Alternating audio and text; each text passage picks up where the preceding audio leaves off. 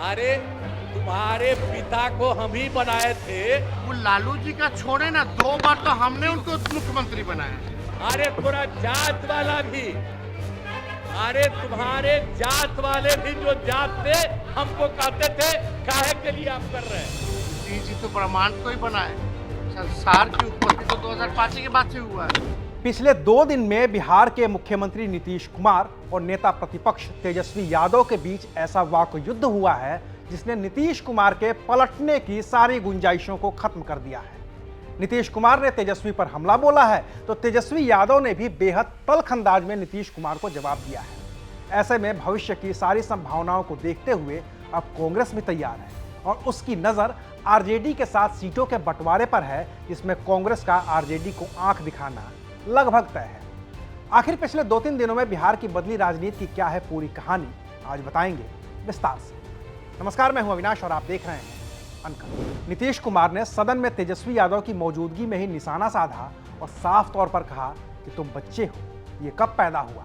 लालू यादव को हमने नेता बनाया। अरे सब बच्चे हो, क्या पता है आप लोगों का? कुछ पता है? जरा प्रेस वाले से पूछ लो। शाम के बाद में आई बच्चा है, इसका क्या जन्म हुआ था? आपके जो सबसे बड़े नेता थे उनका हमसे क्या रिश्ता था? कुछ पता है? ऐसे ही बोल रहे इन लोगों के साथ हो गए हो। और राज्य में मेडिकल कॉलेज और अस्पताल के लिए काफी काम किया गया है। कितना काम किया गया? पूरा काम किया गया है। तो पहले क्या था? 6 सरकारी मेडिकल कॉलेज और अस्पताल पहले थे। अब उसी में हम लोगों ने अब पहले से, अरे तुम्हारे पिता को हम ही बनाए थे। वो जब आए थे उस समय नहीं था, ये सब फालतू छोड़ो। अरे पूरा जात वाला भी, अरे तुम्हारे जात वाले भी जो जात थे हमको कहते थे काहे के लिए आप कर रहे हैं। तो हमने तो उसी आदमी को बनवाया था। आई सब कुछ नहीं जानते हो। तो तेजस्वी यादव ने भी सदन के अगले ही दिन कहा कि नीतीश कुमार के नेता बनने से पहले ही लालू यादव 2 बार विधायक और 1 बार सांसद बन गए थे और नीतीश कुमार को 2 बार मुख्यमंत्री बनाने में लालू यादव का हाथ था। नीतीश जी की बात छोड़िए, नीतीश जी तो ब्रह्मांड को ही बनाए। संसार की उत्पत्ति तो 2005 के बाद से हुआ है। लेकिन नीतीश कुमार जी को ये पता होना चाहिए कि नीतीश कुमार जी से पहले ही हमारे पिता 2 बार एमएलए और 1 बार एमपी पहले ही बन चुके थे। ये तो सच्चाई है। और नीतीश कुमार जी तो आज के हालात में भी केवल जो है तीसरी नंबर की पार्टी है। वो लालू जी का छोड़े ना, 2 बार तो हमने उनको मुख्यमंत्री बनाया।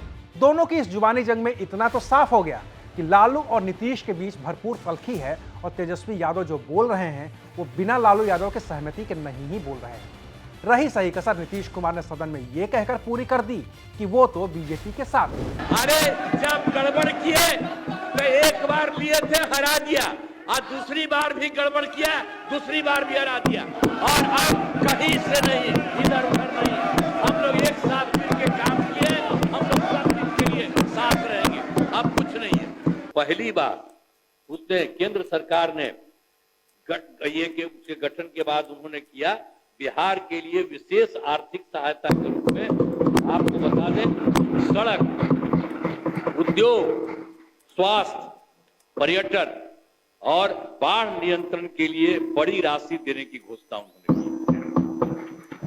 और फिर इस वर्ष 2025 में जब दूसरा चुनाव हुआ है तो केंद्र सरकार के द्वारा प्रस्तुत बजट में बिहार के लिए मखाना बोर्ड की स्थापना, बिहार के नए हवाई अड्डों का विकास, पश्चिमी कोसी नहर परियोजना के लिए वित्तीय सहायता, पटना आईआईटी के विस्तार की घोषणा की गई है। इसके लिए हम आदरणीय प्रधानमंत्री श्रद्धेय नरेंद्र मोदी जी का हम अभिनंदन करते हैं, उनको हम धन्यवाद देते हैं। हालांकि ये कोई पहली बार नहीं है जब नीतीश कुमार ने कहा है कि वो बीजेपी के साथ हैं। वो कई बार कह चुके हैं कि बीजेपी के साथ हैं और कई बार ये बात कहने के बाद भी पलटे हैं। लेकिन अभी पीएम मोदी ने जब से नीतीश कुमार को लाडला सीएम बताया है, उसके बाद नीतीश और तेजस्वी के बीच तल्खी इस कदर बढ़ी है कि अब दोनों के साथ आने की गुंजाइश लगभग खत्म हो गई है। और ऐसे वक्त में तेजस्वी यादव को उम्मीद कांग्रेस से है, जो साथ आए तो फायदा हो या ना हो, अलग रही और चुनाव लड़ी तो नुकसान तय है। दिल्ली इसका उदाहरण है, जहां कांग्रेस ने अकेले चुनाव लड़कर भले ही खुद जीत दर्ज नहीं की, लेकिन केजरीवाल को तो हरा ही दिया। ऐसे में बिहार में तेजस्वी यादव दिल्ली में केजरीवाल की तरह रिस्क लेना नहीं चाहेंगे। और अगर तेजस्वी को कांग्रेस के अकेले चुनाव लड़ने का रिस्क नहीं लेना है, तो फिर तेजस्वी को कांग्रेस की बात भी माननी पड़ेगी, जिसमें सीटों के बंटवारे के दौरान सम्मानजनक नंबर की मांग तो कांग्रेस करेगी ही करेगी। अगर नीतीश कुमार तेजस्वी के साथ आते तो तेजस्वी को कांग्रेस के तेवर सहने की चुनौती शायद नहीं होती, लेकिन नीतीश ने जैसे तेवर दिखाए हैं, उसने उनके पलटने की गुंजाइश को अभी के लिए तो खत्म कर ही दिया है। बाकी तो वो नीतीश कुमार है, वो क्या करेंगे और कब करेंगे ये कोई नहीं जानता। वो पलटना चाहें तो चुनाव से पहले भी पलट सकते हैं और चुनाव के बाद भी।